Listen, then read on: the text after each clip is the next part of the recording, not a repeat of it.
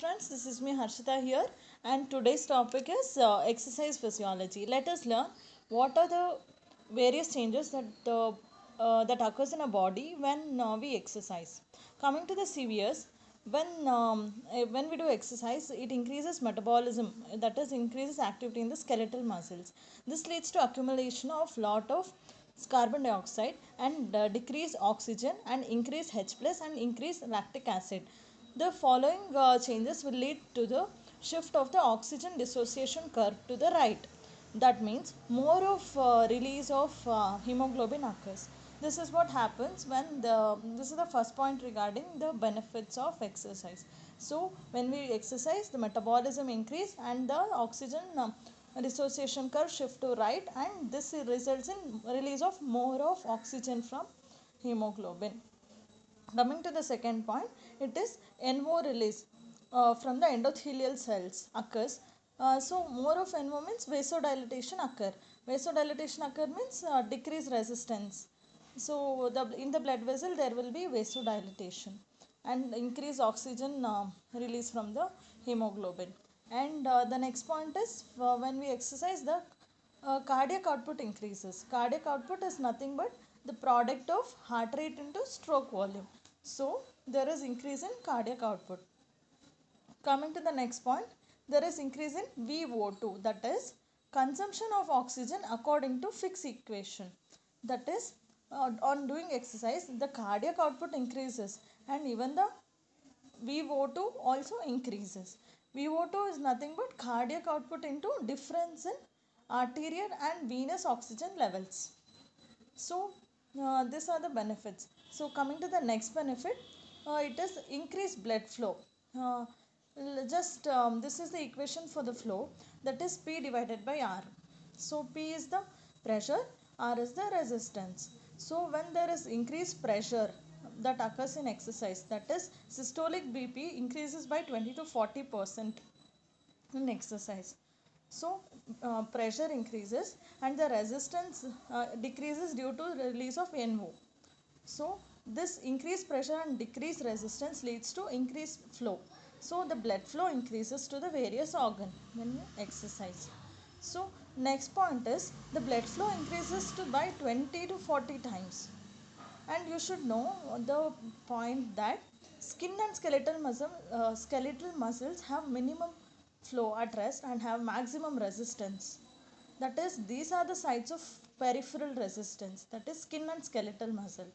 Coming to the skin, it is 10 ml per 100 gram per minute. This is the blood supply, that is 10 ml. Whereas skeletal muscle, it is 2 to 4 ml per 100 gram per minute. These are the main side of the peripheral resistance, and you should know the terms. This is 10 ml skin and skeletal muscle is 2 to 4 ml. So this is at rest. And these are the organs with maximum peripheral resistance. And you should know a concept known as autoregulation of blood. Autoregulation of blood means you know that heart maintains the same BP, that is 120 by 80 for all the organs, whereas the blood flow to the individual organs is different. This difference in blood flow to different organ is due to a factor known as autoregulation of blood. Organ control their own flow of blood by their resistance. This is known as autoregulation of blood. So, just to summarize, the importance of CV, importance of the exercise physiology related to CVS is increased metabolism, increased NO release, increased CO, that is cardiac output, increased VO2, and increased blood flow, increased SBP, decreased resistance due to NO, increased blood flow, and the blood flow increases 20 to 40 times. And we learned a concept known as autoregulation.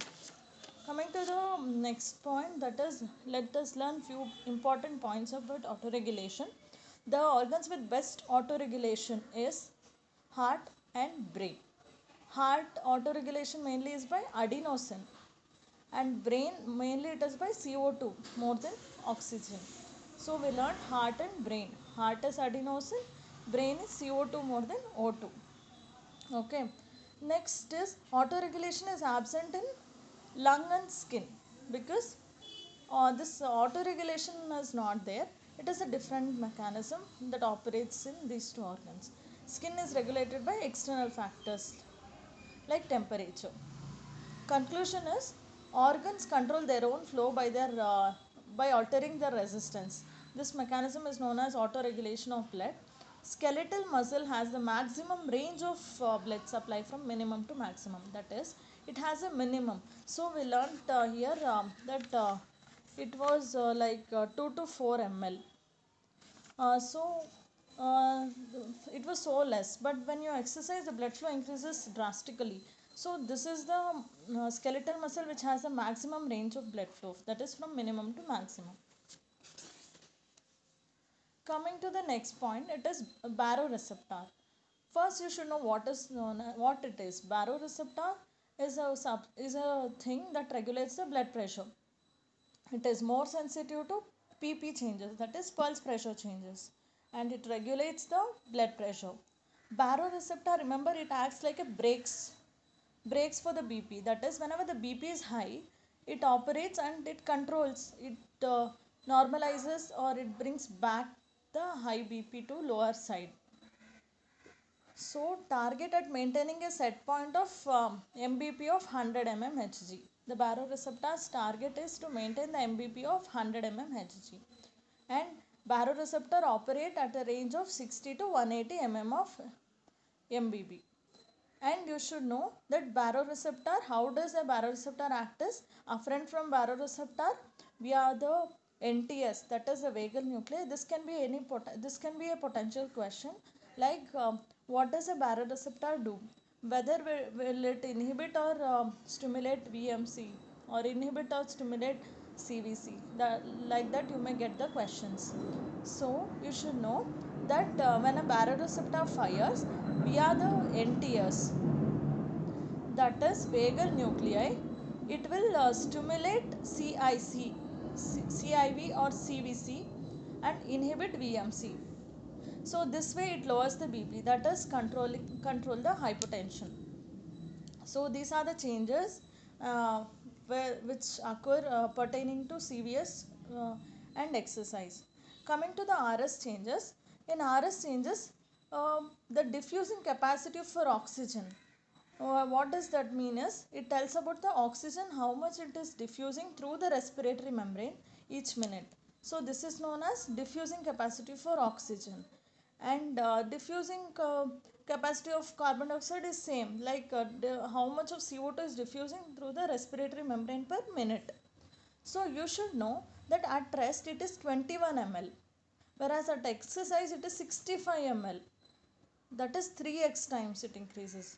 Even the carbon dioxide, it is 400 ml, 400 to 450 ml per minute per mmHg, whereas at exercise it increases to 3 times, 1200 to 1300 ml per minute per mmHg.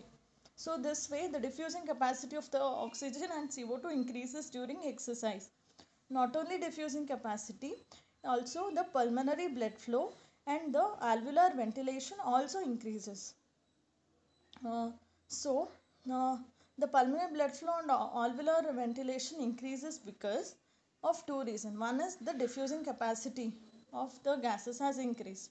Other being opening of previously dormant pulmonary capillaries or extra dilatation of already open capillaries. Due to this, there will be more of pulmonary blood flow and more of alveolar ventilation. So this is about the respiration, diffusion capacity for oxygen, CO2, and pulmonary blood flow and alveolar ventilation. Why there is an increased ventilation during exercise? So let us analyze this. When you exercise, obviously you will feel that there is a increased ventilation, like you hyperventilate like that and all. Is it because of increased PCO2 or PHPO2 changes? No, the answer is no.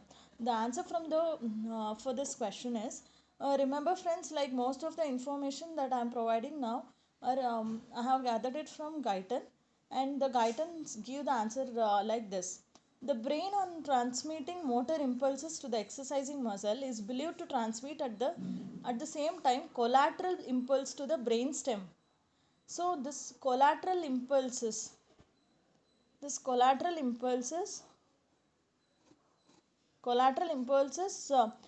the brainstem to excite the respiratory center is the reason for this hyperventilation during exercise. Okay, so this collateral impulses will make them hyperventilate or make us hyperventilate when we exercise.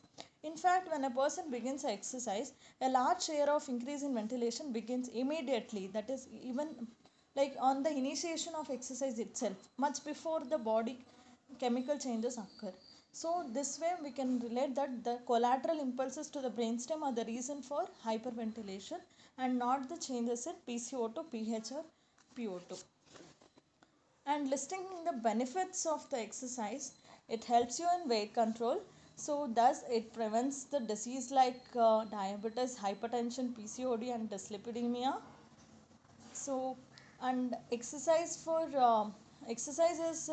is an exercise for both skeletal and cardiac muscle, and doing exercise will lead you to get strong bones and muscles. And you should know that athletes in gymnastics people have high bone density than others. So, so you must consider this point, and it reduces the risk of hypercholesterolemia, and it improves your sleep. It improves your learning, thinking, cognition.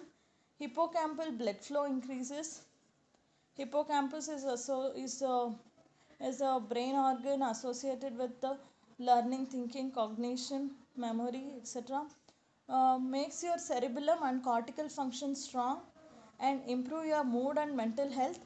And this is a very important point because it boosts your endorphins. Endorphins are endogenous opioids. So in this way, exercise is a very good substitute for that, and increase and not only that, it releases dopamine, noradrenaline, and serotonin, increase brain sensitivity to the hormones like serotonin, etc., and feel good hormones, etc. All increases when you exercise. Not only that, it also helps in regulating stress and anxiety. So don't forget to smile while exercising, as this leads to more blood supply to the frontal lobe. So I just want to tell, please do exercise. And the purpose of this video is not just to tell you all the points regarding exercise physiology, and I would be happy if at least one of you start exercising from seeing this video. Hope this helps you gain a little bit information about exercise physiology. And adding to the last point, it is I want to tell this point that dopamine is involved in reward, motivation, memory. High dopamine creates feeling of pleasure. Low dopamine reduces motivation. And this exercise upregulates the number of dopamine receptors in the reward areas of your brain. So, so try to have motivation to start the exercise, and it will somehow carry you further. And hope this helps you some way. Thank you. Bye bye.